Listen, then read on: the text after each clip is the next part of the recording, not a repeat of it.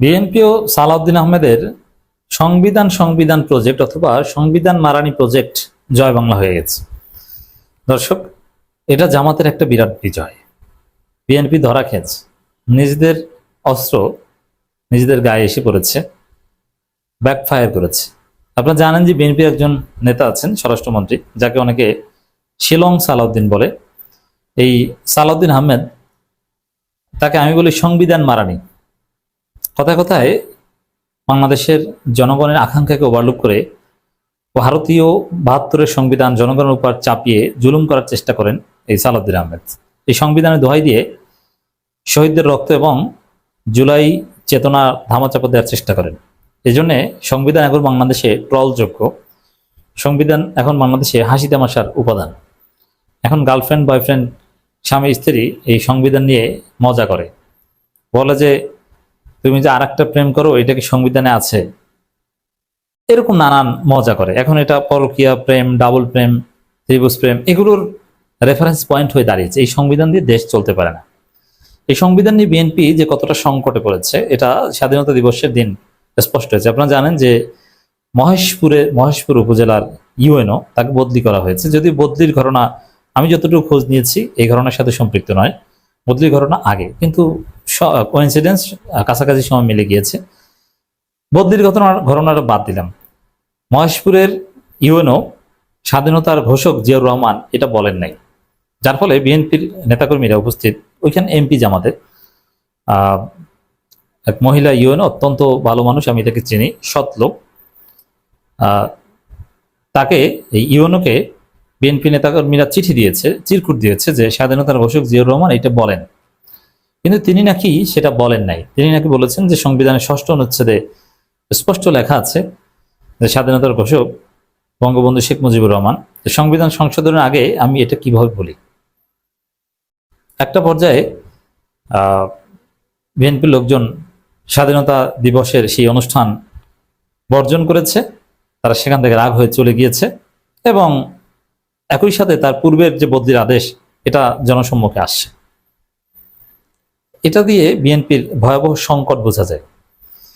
সালাউদ্দিন আহমেদ বিএনপির সংবিধান মারানি কই গেল?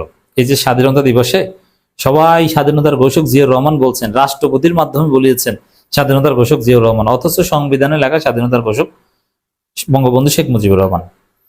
এবং সংবিধান মারান, এই সংবিধানে এবং সর্বোচ্চ আদালতের রায় আছে স্বাধীনতার ঘোষক বঙ্গবন্ধু শেখ মুজিবুর রহমান, জিয়াউর রহমান নয়।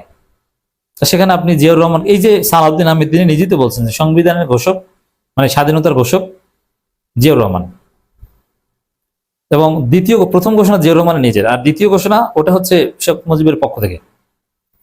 শেখ মুজিবের পক্ষ থেকে স্বাধীনতার ঘোষক জিয়াউর রহমান, সেটাও বিএনপি মানে না, একমাত্র জিয়াউর রহমানের নিজের ঘোষণা। মানে শেখ মুজিবের চাইতে জিয়াউর রহমানকে উপরে উঠাতে চায় বিএনপি, অথচ এটা সংবিধানের সাথে সুস্পষ্ট সাংঘর্ষিক। সংবিধান অনুযায়ী স্বাধীনতার ঘোষক বঙ্গবন্ধু শেখ মুজিবুর রহমান। তখন বোঝেন যে বিএনপি সংবিধান পাশা থেকে ঢুকে গেছে। মজা না? মানে আপনি মজা করার জন্য লাভ দিচ্ছেন ব্রিজ থেকে, কিন্তু খালের মধ্যে পড়ে আপনার পাশার মধ্যে বাস ঢুকে গেছে। বিএনপি অবস্থা হচ্ছে এটা, যে সংবিধান নিয়ে মজা করে, যে সংবিধানের দোহাই দিয়ে নিজেদের ক্ষমতা পাকাপোক্ত করার চেষ্টা করে। কারণ এই ৭২ সংবিধানের মধ্যে মধু রয়েছে, ফ্যাসিস্ট হয়ে ওঠার মধু রয়েছে। সে মধু খাওয়ার জন্য খুব হাসি তামাশা করছে, কিন্তু বাস ঢুকে গেছে। বিএনপির অবস্থা হচ্ছে এটা। দর্শক, এখন বলেন, শুধু এটা না, এই যে বঙ্গবন্ধু শেখ মুজিবুর রহমানের ছবি টানাতে হবে সব জায়গায়, সংবিধানের ৪ স্পষ্টভাবে উল্লেখ আছে। এটা কই, কোথায় বিএনপি সেই শেখ মুজিবুর রহমানের ছবি? এই যে রাষ্ট্রপতি শাহাবুদ্দিন চুপ্পুকে সাংবিধানিক ধারাবাহিকতা রক্ষার নামে রেখে দিয়েছে, রাষ্ট্রপতি বঙ্গভবনে শেখ মুজিবুর রহমান ছবি নাই কেন? এই সংবিধান ভায়োলেট করছেন কেন? দেখেন, এইভাবে এই সংবিধান দিয়ে রাষ্ট্র চালানোই যায় না। কারণ এই সংবিধানকে জনগণ লাথি মারে, এই সংবিধানকে বিএনপি লাথি মারে, তারেক রহমান এবং রাষ্ট্রপতি চুপ্পু সবাই এই সংবিধানকে লাথি মারে, কেউ মানে না। প্রকাশ্যে সংবিধানের সাথে বিদ্রোহ করে। সেই মাল দিয়ে কি দেশ চালানো যায়? সংবিধান হবে আমাদের সবার শ্রদ্ধার পাত্র, সংবিধান হবে সার্বভৌম, সংবিধানের বাইরে আমরা কেউ যাব না। কিন্তু সেখানে সংবিধান প্রধানমন্ত্রী মানে না, প্রেসিডেন্টও মানে না। এটা বাংলাদেশ কি তাহলে মবের মুল্লুক? এটা ক্যাওটিক একটা স্টেট, যারা নিয়ম কানুন মানে না তাদেরকে রগ স্টেট বলা হয়, অবশ্যই ইন্টারন্যাশনাল নিয়ম কানুন যারা না মানে তাদেরকে। তো বাংলাদেশ তো একটা রগ স্টেটের মতো, বাংলাদেশে কোনো নিয়ম কানুন নাই, কারণ বাংলাদেশে কোনো সংবিধান নেই।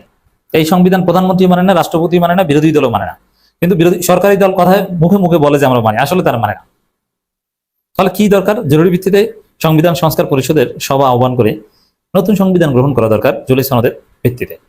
আপনারা সেটাকে নতুন সংবিধান বলেন, আর সংবিধান সংস্কার বলেন, আর সংশোধন বলেন, যে নাম দিয়ে পারেন, এটা জরুরি ভিত্তিতে করতে হবে। তো দর্শক,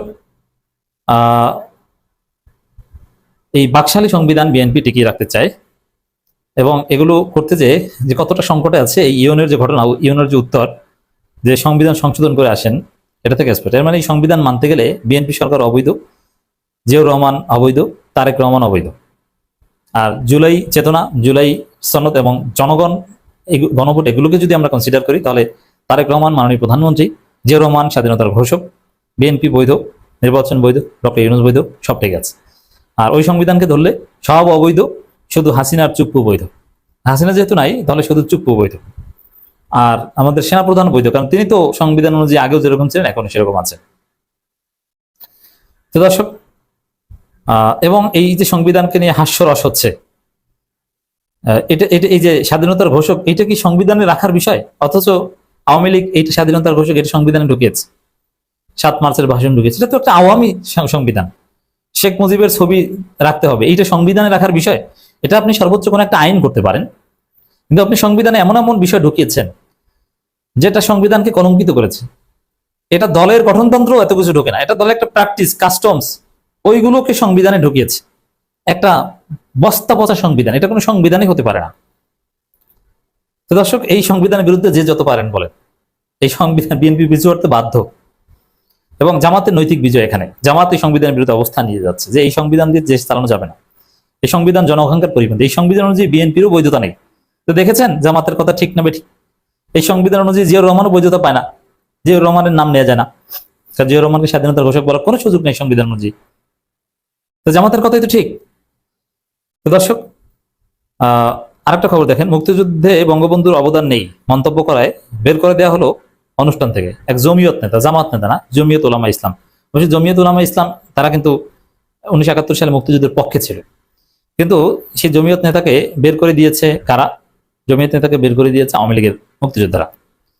এখন মুক্তিযুদ্ধ মারান আর সংবিধান মারান, আর আওয়ামী লীগ এভাবে সুযোগ কাজে লাগাক, বিএনপি পন্থী লোককে বের করে দেয়। জমিয়ত তো বিএনপি জোটের মিত্র, মজা না? এইভাবে বিএনপি মারা খাচ্ছে, বিএনপি জোটের মিত্রকে স্টেজ থেকে বের করে দিয়েছে, খুব মজা।